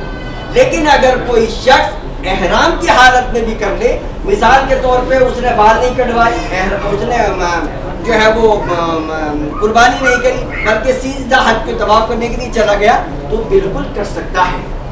مزدلفہ میں رات کھلے آسمان کے نیچے گزارنے کا حکم ہے. جن کے ٹینٹ فار ایگزامپل مینا میں، مزدلفہ میں ایکسٹینڈیڈ مینا میں، دیکھیے ٹینٹ میں اگر آپ کا مزدلفہ میں خیمہ ہے رات گزار تو سکتے ہیں، وہ حرج نہیں ہے. لیکن اگر سنت کے لیے کچھ ہم وقت کھلے میدان میں بھی گزارتے ہیں، کیونکہ حج کرنے کے لیے جا رہے ہیں، پکنک کے لیے تو نہیں جا رہے ہیں، تو اگر ہم کچھ 2-4-6 گھنٹے کھلے میدان میں بھی گزار لیں اور اس کے بعد اپنے خیمے میں آ جائیں تو انشاءاللہ کوئی حرج نہیں ہے. میرا سوال یہ ہے کہ اگر کسی شخص نے حج تمتع کی نیت کی ہے اور اس کو پھر ٹائم نہیں مل پایا کہ وہ احرام اتار کے دوبارہ سے احرام کی نیت کرے اور وہ حج تمتع کر سکتا ہے؟ عمرے کی یعنی حج تمتع کا احرام باندھا اور مکہ پہنچنے کے بعد عمرے کی ادائیگی سے پہلے ہی وہ اگر نیت کو بدلنا چاہے تو نیت بدل سکتا ہے. یعنی عمرہ اسٹارٹ کرنے سے پہلے آدمی اپنے حج تمتع کو حج قران میں کنورٹ کر سکتا ہے. ایک سوال اور یہ کہ 70 کنکریاں ایک ساتھ ہی جمع کرنی ہے یا پھر کہیں سے بھی لے سکتے ہیں. مزدلفہ سے لینا بہتر ہے لیکن آپ جہاں سے چاہے لے سکتے ہیں. میرا وہ سوال جو ہے پہلے ایک سوال تھا جدہ کے حوالے سے، اس میں اس کی تھوڑی سی ویریشن ہے کہ اگر میں نے یہاں سے احرام باندھ لیا اور میں نے باہر جانا ہے جدہ اور وہاں سے جا کے عمرہ کر لیا اور پھر احرام کھول دیا، جدہ واپس آ سکتا ہوں اور جدہ سے پھر احرام حج کر سکتا ہوں، یعنی مجھے وہ میقات پہ جانا؟ نہیں، آپ نے اگر عمرہ کر لیا، تمتع کر رہے ہیں اور جدہ آ گئے، مثال کے طور پہ جو ہے نا وہ کسی دوست کے یہاں جانا ضروری تھا اور آپ چلے گئے، تو آپ حج کا احرام جو ہے مکہ سے بھی باندھ سکتے ہیں، جدہ سے بھی باندھ سکتے ہیں.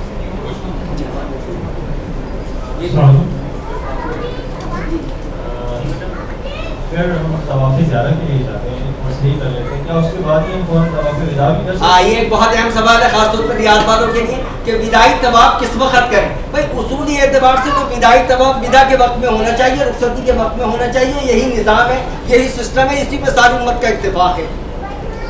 وداعی طواف وداعی وقت میں ہونا چاہیے. لیکن بعض احباب جو ہیں وہ 10 تاریخ کو طواف زیارت کے لیے گئے، حج کی صحیح کی اور وہیں سے انہوں نے وداعی طواف کر لیا. یہ اصولی اعتبار سے صحیح نہیں ہے. بھائی وداعی طواف تو ودا کے وقت میں ہونا چاہیے. ہاں اگر کوئی شخص ایسا کر کے آ گیا اور ہم سے یہ پوچھ رہا ہے یا کسی عالم یا مفتی سے پوچھ رہا ہے کہ بھائی وداعی طواف میرے اوپر واجب تھا اور میں نے 10 تاریخ کو یا 11 تاریخ کو کر لیا تھا تو کیا ہو گیا، تو علماء فرمائیں گے کہ وہ وداعی جو آپ نے کیا تھا اصولاً تو وہ نفلی طواف تھا، وداعی طواف تھا ہی نہیں، لیکن وہ نفلی طواف وداعی طواف میں کنورٹ ہو جائے گا اور دم واجب نہیں ہوگا. صرف دم کو ساکت کرنے کے لیے اس کو ایکسیپٹ کیا جائے گا، ورنہ اصولی اعتبار سے وداعی طواف ودا کے وقت میں ہی ہونا چاہیے، یعنی 12 تاریخ کو ہی ہونا چاہیے. صرف یہ پوچھنا چاہتا ہوں کہ کیا بھائی اذان ہو گئی ہے، میرا موبائل نمبر آپ کے پاس ہے، میرا ای میل آئی ڈی آپ کے پاس ہے، آپ دعا کر لیں اور اس کے بعد ہمارے جو معترضات ہیں وہ یہاں سے نیچے سے اتریں اور خواتین جو ہے وہ اپنے ہمارے منتظرین نے کچھ کھانے کا حکم کیا ہے، دعا کر لیں. اللہ لا الہ الا هو الحی القیوم لا تأخذه سنة ولا نوم له ما في السماوات وما في الأرض اللهم صل على محمد وعلى آل محمد كما صليت على إبراهيم وعلى آل إبراهيم إنك حميد مجيد. یا اللہ ہماری اس محنت کو قبول فرما، یا اللہ تمام عاجزین حج کے حج کو آسان بنا، ان کے حج کو مقبول و مبرور بنا. یا اللہ ہماری جدوجہد کو قبول فرما. یا اللہ عازمین حج کی اس خدمت کو قبول فرما. یا اللہ جن احباب نے بھی اس پروگرام کو منعقد کرنے میں اپنا جانی مالی وقتی تعاون پیش کیا ہے، یا اللہ ان کے تعاون کو قبول فرما. یا اللہ ہم سب کو اس پر اجر عظیم عطا فرما. یا اللہ ہم سب کو دونوں جہاں میں اس پر اجر عظیم عطا فرما. یا اللہ ہمارے مال میں برکت عطا فرما. یا اللہ ہمیں حلال وسیع اور برکت والا رزق عطا فرما. یا اللہ ہماری کوتاہیوں کو معاف فرما. یا اللہ پوری دنیا کے کونے کونے سے عازمین حج یا اللہ تیرے پاک گھر پر پہنچ رہے ہیں. یا اللہ حج کو آسان بنا دے. یا اللہ تمام عازمین حج کو آسان بنا دے. یا اللہ ہماری کوتاہیوں کو معاف فرما کر اس حج اورینٹیشن پروگرام کو قبول فرما. یا اللہ اس پروگرام کو منعقد کرنے والوں کو اجر عظیم عطا فرما. یا اللہ اجر عظیم عطا فرما. یا اللہ اس پروگرام کی قبولیت اور مقبولیت کا فیصلہ فرما. یا اللہ ہماری اس کوشش کو قبول فرما. یا اللہ جن عازمین حج نے اس سے استفادہ کیا ہے یا اللہ ہمیں اس پر اجر عظیم عطا فرما. یا اللہ ہماری دعاؤں کو محض اپنے فضل و کرم سے قبول فرما. سبحان ربک رب العزت عما یصفون.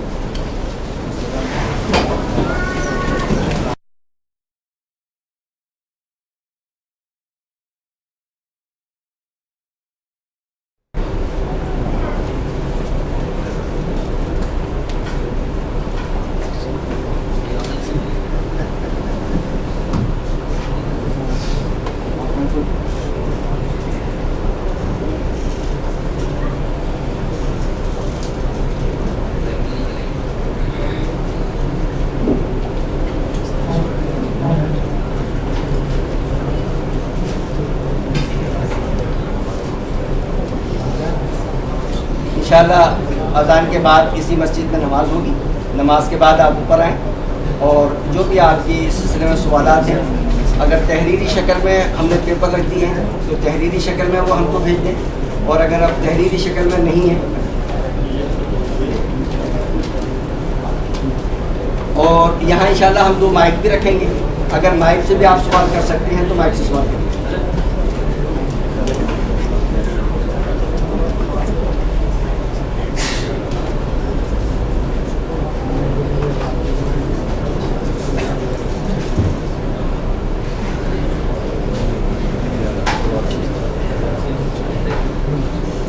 السلام علیکم ورحمۃ اللہ. میرا نام مشرف ہے. میں آپ کو کچھ بیسک جو ذکری چیزیں آپ کو احتیاط رکھنی چاہیے وہ بتانے کی کوشش کروں. مولانا نجیب صاحب نے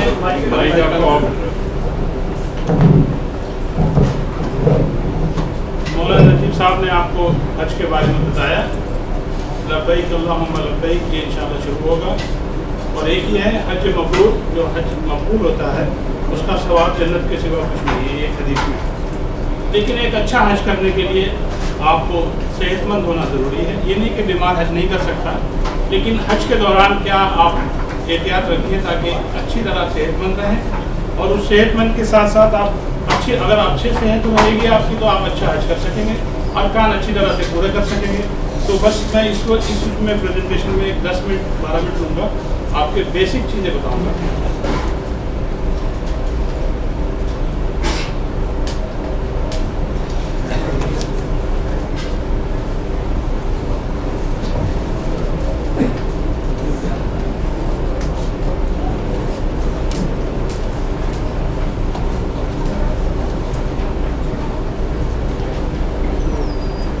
تین اسٹیج ہوں گی حج کی. ایک تو آپ کے حج جانے سے پہلے جیسے ابھی آپ جانے سے پہلے کیا کرنا چاہیے. یہ سب سے بڑی امپورٹنٹ چیز ہے کہ جانے سے پہلے کیا کیا تیاری کریں آپ. ایک سب سے بیسک چیز ہے ہمارے ساتھ ذہنی طور پہ آپ کو سائیکولوجی تیار ہونا چاہیے کہ کتنا مشقت ہوگی وہاں پر, ویدر کتنا ڈیفیکلٹ ہوگا, گرمی, ڈسٹ, بھیڑ, 100 طرح کی آپ کو چیزیں ملیں گی. اس کے لیے آپ کو ذہنی طور پہ تیار ہونا چاہیے. دوسری سب سے امپورٹنٹ چیز ہے کہ جس آدمی نے ابھی تک کوئی جن صاحب نے اب تک ویکسینیشن کوئی نہیں لیا ہے تو یہ ویکسینیشن بہت ضروری ہے. ہیپیٹائٹس اے, انفلوئنزا اور ہیپیٹائٹس بی اگر نہیں لیا آپ نے اس سے پہلے لیکن یہ 3 ویکسینیشن بہت ضروری ہے، میننجائٹس، ہیپیٹائٹس اے اور انفلوئنزا۔ جس کسی نے نہیں لی ہے اب تک تو میری ایڈوائس یہ ہوگی کہ آج شام میں یا کل صبح میں آپ لے لیں، کیونکہ ابھی 7 دن ہیں انشاءاللہ حج جانے میں، تو وہ 7 دن کا پیریڈ پورا ہو جاتا ہے۔ یہ ویکسینیشن آپ کو میننجائٹس سے، جو کہ ایک بہت کامن بیماری ہے حج کے دوران ہو جاتی ہے، جو بہت زیادہ ہوتی ہے، اگر یہ ویکسین آپ نے لی ہے اب تک نہیں لی ہے تو آپ کو لینا مسٹ ہے۔ یہ بائی لا بھی جو ہے اگر آپ کو تصدیق ہوتی ہے تو یہ دینا ہوگا۔ انفلوئنزا آپ جانتے ہیں آج کل سارا کورونا، انفلوئنزا، ایبولا، یہ سب چیزیں کتنی کامن ہو رہی ہیں اور یہ چانسز ہیں کہ وہاں پر اس چیز کا کوئی اثر ہو۔ حالانکہ گورنمنٹ آف سعودی عربیہ نے پورا انتظام کیا ہوا ہے کہ اس طرح کی کوئی چیز نہ ہو، لیکن آپ انڈیویجول آدمی کا بھی یہ فرض ہوتا ہے کہ وہ احتیاطی تدابیر ضرور کرے۔ پورے حج کے دوران جب آپ کپڑے پہنے بہت لوز کپڑے پہننے کی کوشش کریں، کیونکہ وہاں گرمی اور پسینہ بہت آتا ہے۔ اگر آپ کے کپڑے بھی ٹائٹ ہوں گے اور پسینہ اور گرمی کے ساتھ ساتھ وہاں پر آپ کو اسکن انفیکشن ہونے کی بہت زیادہ چانسز ہوتے ہیں۔ سفر کے دوران زیادہ سے زیادہ پانی پئیں۔ ایک یہ سمپل چیز ہے کہ میں نے کھانے کا ذکر نہیں کیا، نبی صاحب نے آپ کو ٹھیک کہا کہ کھانا کم سے کم کھائیں، لیکن پانی جتنا زیادہ پی سکیں وہ۔ جنرل پریکاشن کیا کیا ہے؟ ایک تو فیس ماسک کا استعمال کریں آپ، جب خاص طور پر آپ بھیڑ میں ہوں کہ وہاں جب ضرور آپ کو فیس ماسک استعمال کرنا چاہیے۔ لوگ فیس ماسک استعمال کرنے کو ایک غلط چیز لیتے ہیں کہ وہ صبح ایک پہن لیں گے اور شام تک اس کو پہنے رکھیں گے۔ اس کی ضرورت نہیں ہے۔ جب آپ ایکچوئل بھیڑ میں ہوں اس وقت فیس ماسک استعمال کریں، اور جب آپ بھیڑ میں نہیں ہیں اس فیس ماسک کو پھینک دیں۔ یہ نہیں اسے لپیٹ کے جیب میں رکھ لیا پھر کل شام تھوڑی دیر کے بعد پھر دوبارہ یوز کیا، وہ چیز غلط ہے۔ اس سے آپ اپنے آپ کو ہی انفیکشن دینے کے چانسز زیادہ ہوتے ہیں۔ دوسرا یہ ہے کہ ایک ہر حاجی کو ہاتھ دھونے میں طہارت جو ایک اسلام کا بیسک فرض ہے، ہاتھ صابن اور پانی سے دھونے میں بہت سختی سے ہدایت کرنی چاہیے۔ ہر آدمی جو بھی کام کرتا ہے، چاہے وہ باتھ روم جائے، چاہے وہ کھانا کھائے، چاہے وہ تھوڑی دیر بیٹھے، جس وقت موقع ملے اس وقت آپ کو صابن اور پانی سے ہاتھ دھونے چاہیے۔ ساتھ میں آپ آج کل ایک الکوہل کی ایک چھوٹی سی بوتل آتی ہے وہ بھی لے سکتے ہیں۔ وہ میرے خیال سے میں اسلامی پوائنٹ آف ویو سے کچھ نہیں کہوں گا، لیکن بیسیکلی اس کا ایبزارپشن الکوہل کا کچھ نہیں ہوتا ہے، اور وہ ایک نارمل الکوہل جو اسلام میں ناجائز جو حرام ہے وہ الکوہل نہیں ہے۔ اس کا نام الکوہل ضرور، لیکن اس میں کوئی ایسی تاثیر نہیں ہوتی اور نہ وہ ہاتھوں سے ابزارب ہوتا ہے۔ کھانستے اور چھینکتے وقت احتیاط کریں۔ آپ کے ساتھ جو ہے دوسرا آدمی ایک فٹ کے فاصلے پر، اگر آپ کو کچھ ہے تو آپ اس کو بچا رہے ہیں، اس کو مطلب تکلیف دے رہے ہیں۔ حج کا ایک بیسک مقصد ہے کہ کسی کو تکلیف نہ دی جائے، اس لیے جو ہے آپ کوشش کریں کہ جب کھانسے تو اس طرح نہ کھانسے، بلکہ یہ کھانسنے کا طریقہ یہ ہے، لوگ کرتے ہیں کہ ہاتھ میں کھانسے اور پھر جو ہے وہ صاف کرتے ہیں۔ یہ چیزیں بیسک چیزیں ہیں، سب لوگ ہم کرتے ہیں، لیکن بہت سارے لوگ اگنور بھی کرتے ہیں۔ اگر آپ کو کھانسا، آپ فیس ماسک آپ کے اوپر نہیں ہے تو آپ اس طرح کھانتے ہیں ہمیشہ۔ زکام اگر آپ کو ہو جاتا ہے تو ہر وقت یہ نہ کریں، اس طرح نہ کریں، اس طرح نہ کریں۔ یہ چیز جو ہے آپ اپنے آپ کو زیادہ سے زیادہ انفیکشن دیتے ہیں۔ یہاں سے انفیکشن یہاں ٹرانسفر ہوگا، یہاں سے ٹرانسفر باڈی میں ہو جائے گا۔ تو یہ بہت مین چیز ہے اور انہی چیزوں سے انفیکشن ہوتا ہے اور اسی طریقے سے ٹرانسفر ہوتا ہے۔ تو آپ یہ احتیاط اگر رکھیں گے انشاءاللہ آپ کو کچھ نہیں ہوگا۔ آپ کو پانی زیادہ سے زیادہ پینا ہے، سوائے پینا ہے، گرم پانی پئیں، ٹھنڈا پیپسی اور برف والا پانی نہ پئیں، زیادہ بیٹر ہے۔ اگر آپ کو کوئی زکام وغیرہ ہوتا ہے دوا ضرور لیں، کوئی بھی دوا لے لیں، اور نہیں تو وائٹامن سی کی فوار ہوتی ہے، جو ایفربیشن ٹیبلٹ ہوتی ہے، پیناڈول ٹیبلٹ ہوتی ہے، یہ 2 چیزیں لے لیں آپ، اس میں کوئی حرج نہیں ہے۔ اگر آپ کو بخار یا زکام 24 گھنٹے سے زیادہ ہوتا ہے تو فوری طور پہ آپ کو کسی میڈیکل سینٹر جانا چاہیے۔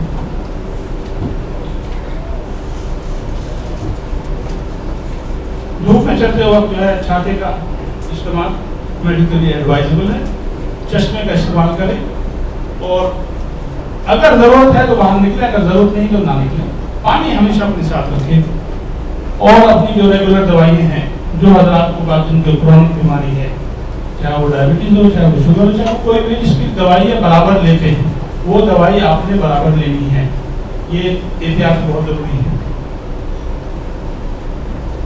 ऐसे मरीज जिन्हें कोई बीमारी है, ऑलरेडी बीमारी है, हाइपरटेंशन और डायबिटीज और जो कार्डियक ये बीमारी जो है इनको, इसमें जाने से पहले आप अपने डॉक्टर को जरूर मिलें और उनसे पूछे भाई मुझे क्या क्या एहतियात करनी चाहिए, क्योंकि हर इंडिविजुअल पेशेंट का एक अपना रिक्वायरमेंट होता है, अपनी ज़रूरत होती है।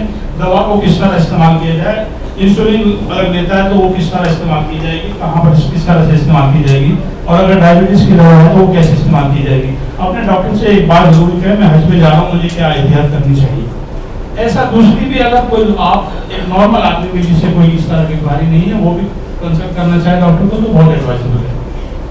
एक लिस्ट या कार्ड कुछ भी जो है ऐसी तैयार करें जिसमें आप रेगुलर दवाइयाँ लेती हैं वो लिखी भी होनी चाहिए कि मैं ये दवा जो है दिन में 2 बार लेता हूँ, ये दवा दिन में 3 बार लेता हूँ, इंसुलिन इतने बार लेता हूँ अगर डायबिटिक पेशेंट है। तो उससे एक सबसे बड़ा फायदा ये है कि अगर आपके साथ ये खुदा ना करे आपको कुछ होता है, एटलीस्ट आपके पास वो रिकॉर्ड है तो आपको वो रेस्पेक्टिव दवाई उसको दी जा सकेगी। क्योंकि उस भीड़ में एनालिसिस करना कि आदमी को क्या प्रॉब्लम है वो मुश्किल होता है, बहुत इतना ज़्यादा मुश्किल होता है। अगर इस तरह कोई कार्ड है उसे पता है कि क्या है तो स्ट्रेट अवे वो आपको दवाई दे सकते हैं। एक सबसे बड़ी जो है जैसे मैंने कहा कि आपको दवाइयाँ और इंजेक्शन वगैरह सब साथ लेके जाएं और थोड़ी मिकदार ज़्यादा लेके जाएं, क्योंकि अगर वो खो जाए या कुछ खराब हो जाए तो आप उसको जो है दूसरे यूज़ कर सकते हैं। क्योंकि ये नहीं कहता कि वहाँ मिलना मुश्किल है, लेकिन नेसेसरी आपको एक एक्स्ट्रा स्टेप करना पड़ेगा जहाँ आप अपनी दवाई ढूंढेंगे। तो जो रेगुलर दवाई करते हैं उनको थोड़ी ज़्यादा क्वांटिटी में लेके जाएं और जिस तरह से और जिस डोज में आप इस्तेमाल करते हैं उसी तरह से इस्तेमाल करते रहे, कोई चेंज ना करें। जनरली क्या होता है कि डायबिटीज के पेशेंट कहते हैं आज तो मैं बहुत चला, आज तो मैं मुझे गोली लेने की जरूरत नहीं है। इन 5-6 दिन में आपको मस्ट हर वक्त अपनी जो है अपनी दवाई जिस क्वांटिटी में आप लेते रहते हैं वो उस तरह लें। और अगर डायबिटीज वाले के लिए खासतौर पर अगर कोई हाइपोग्लाइसेमिया उसकी शुगर कम होती है तो उसे हमेशा चॉकलेट, वो तो एक नॉर्मल प्रिकॉशन होता है जो वो रखते हैं, चॉकलेट या शुगर साथ रखें। जो जनरली क्या होती है बीमारियां वहाँ पर इन्फेक्शन, एलर्जी, खांसी, ठंडा, ये तो 90% लोगों को हो जाता है।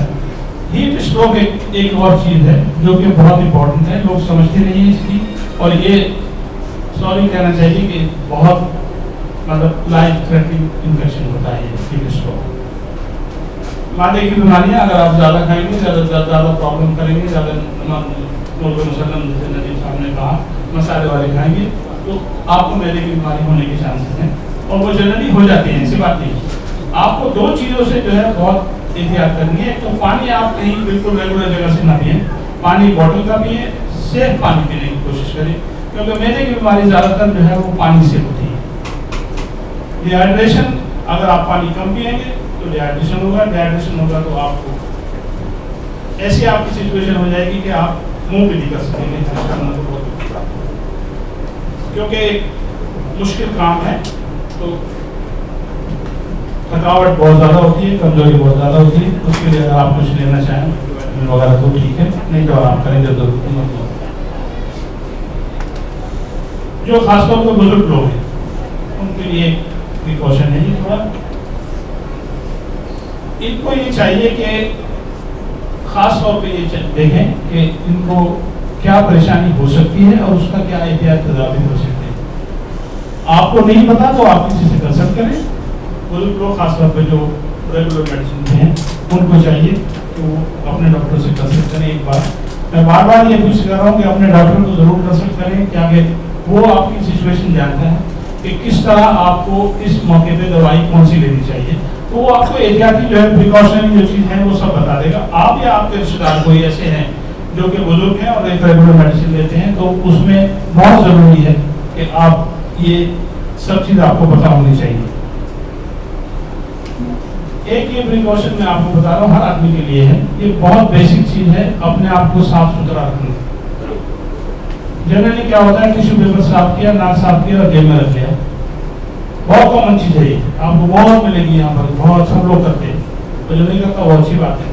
लेकिन आपको एक बार जो है जब टिश्यू पेपर इस्तेमाल कर लिया उसे दोबारा यूज़ नहीं करें, उसे फौरी तौर पर डस्टबिन में फेंकें, वहाँ भी नहीं फेंकेंगे आप उसे बिल्कुल। अगर आपको डॉक्टर कोई फ्लू या कोल्ड वाली बीमारी हो रही है तो आपको डॉक्टर के पास अगर 24 घंटे 12 घंटे से ज़्यादा हो जाता है, तेज बुखार हो रहा है तो डेफिनेटली आपको किसी मेडिकल सेंटर में जाना चाहिए। मदीना, मक्का, अरफात, मुज़दलिफा सब जगह पूरे कंप्लीट मेडिकल सेंटर्स अवेलेबल हैं। तकरीबन 350 मेडिकल सेंटर की इमारत में मिनिस्ट्री ऑफ हेल्थ की तरफ से हैं, और वो विदाउट एनीथिंग कि भाई आप क्या हो कौन हो, वो आपको एंटरटेन करते हैं। अगर कोशिश ये करें कि अगर आपको कोई बुखार हो रहा है तो आराम करने की कोशिश करें, अपने आँख और नाक और मुंह को आलू दालों से नहीं छुएं। जैसे मैं बताया, छींकते वक्त एहतियात रखें, टिश्यू पेपर करें, अपने हाथ साबुन से धोएं, दूसरे लोगों से कम 1 मीटर दूर रहें। देखिए आजकल सब लोग सुन रहे होंगे कोरोना और एबोला, ये 2 बीमारी ऐसी हैं जो खांसी से ट्रांसफर होती है, जो आपका ड्रॉपलेट है उससे ट्रांसफर होती है, और इनका ट्रांसफर होने का दूसरा नहीं। एबोला का एक और मैकेनिज्म है जो आप उस कॉन्टेक्ट में नहीं आते, लेकिन खांसना जो है वो कोरोना, इन्फ्लुएंजा और एबोला 2 बहुत डेंजरस मेडिसिन वो हैं, दोनों कोरोना को अब तो अंदर कंट्रोल में है, लेकिन इसकी सिर्फ और सिर्फ एक ट्रांसमिशन होती है, वो है खांसी, जो ड्रॉपलेट होती है। और इन दोनों बीमारियों के लिए हमने पिछले 3 हफ्ते में मेरे ख्याल से और नहीं तो 20 लेक्चर इसके अटेंड किए हैं, और मिनिस्ट्री ऑफ हेल्थ ने कंप्लीट सेटअप के बाद खुदा न करे इस तरह कोई ब्रेकआउट हो तो वो कंप्लीट कंट्रोल में रहेगा। इसलिए पैनिक होने की कोई जरूरत नहीं है।